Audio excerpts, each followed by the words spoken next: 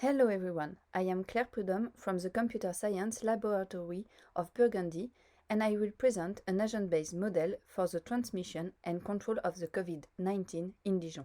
The coronavirus disease is a global threat with a profound impact on health and the economy in the world.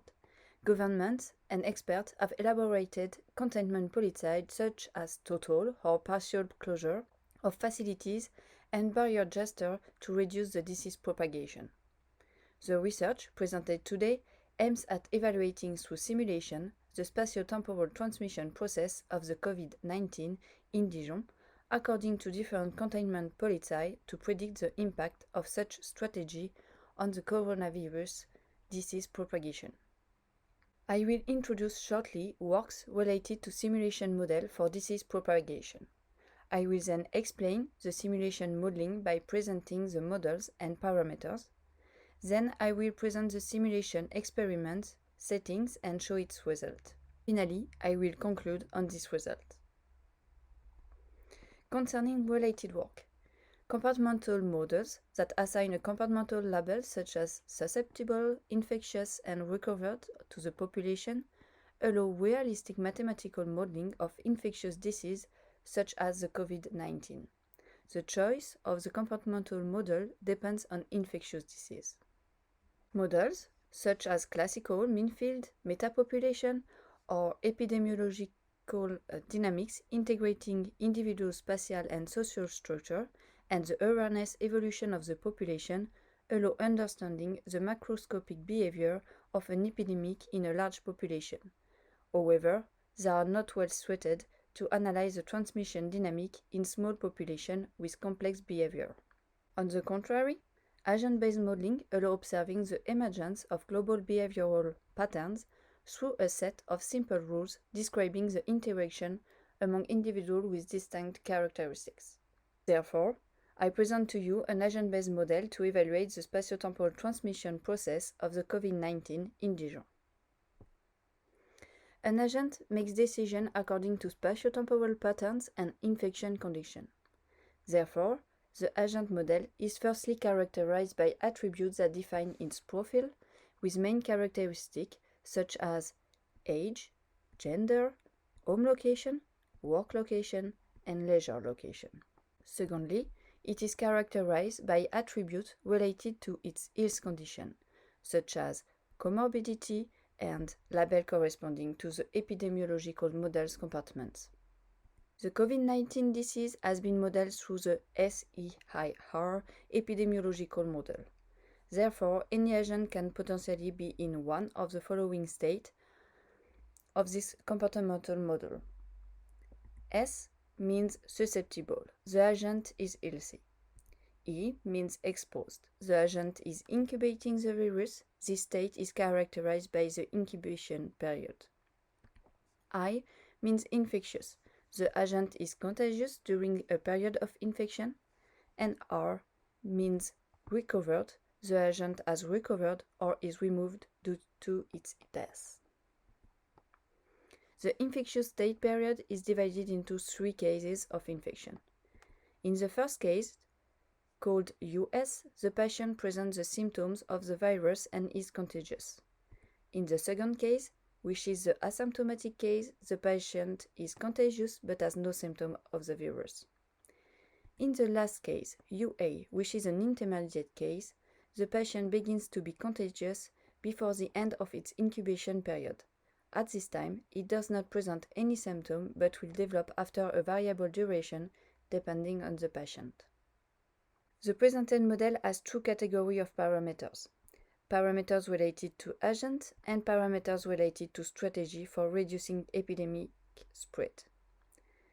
The first group of parameters related to agent allows the configuration of the population life, which is characterized through, firstly, general parameters such as the amount of agent, their maximal and their minimal speed.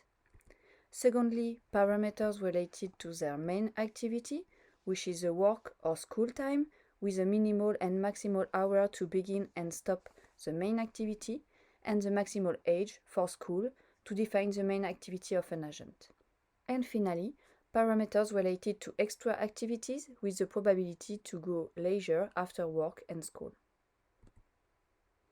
The second group of parameters related to agents allows the configuration of the epidemiological model to manage the agent's ill state. This parameter allows the configuration of the transition rates between the various states of the epidemiological model. The first parameter is the probability of successful infectious contacts that result in the incubation period states. The second parameter is the probability of being asymptomatic. The third parameter is the probability of being in the intermediate state, UA. Finally, the last parameter is the probability of dying for symptomatic by age interval. The second category of parameters related to strategy for reducing epidemic spreading can be parameterized to evaluate the impact of this strategy on the transmission process.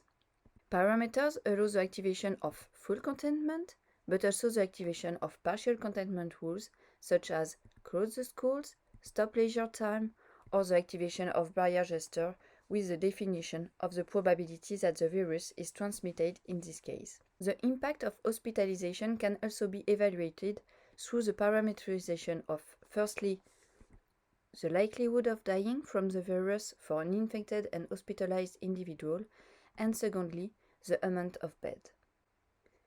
This agent base has been designed with GAML agent-oriented language for execution with the Gamma platform. This platform allows complete modeling and simulation of large-scale simulations. It combines explicit multi-agent simulation with GIS data management, multi-level modeling, and the capability to implement belief, desire, intention, and reactive agents. This model has been experimented on the Dijon City Center. Shapefiles containing buildings and roads of Burgundy extracted from OpenStreetMap have been used to design the simulation environment. The epidemic is initiated by an infectious seed agent. Concerning the parameter settings, the population life parameterization has been initialized by the beginning of work time between 6 and 8 a.m. The work time stops between 4 and 8 p.m.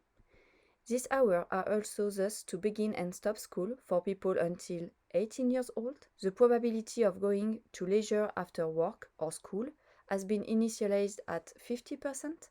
The parameters related to the epidemiological model have been initialized according to works presented in the two publications below, Cuevas 2020 and Dong et al.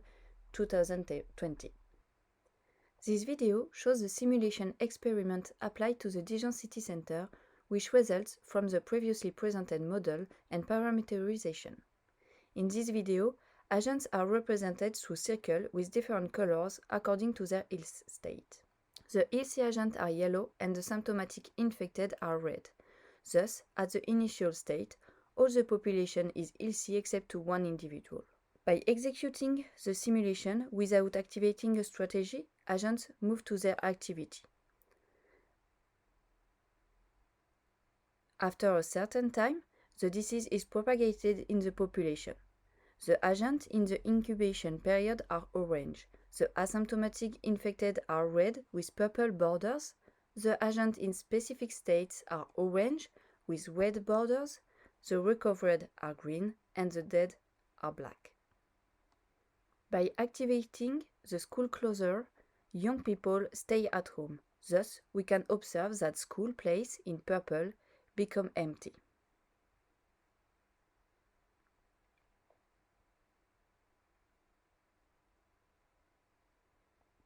By stopping leisure time, people upper than 18 years old only go to work corresponding to blue buildings.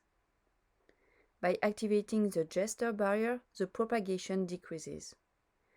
Finally, by activating full containment, people go back to their home if they are not already there and stay at home. To conclude, the preliminary results indicate that the proposed model can offer a very flexible tool for public health decision makers to evaluate various control policies to minimize the expansion of infectious disease and the impact on the local economy. We will pursue this work by further experiments to compare results obtained by this model with real data according to the same policies conditions. Thank you for listening. Have you any question?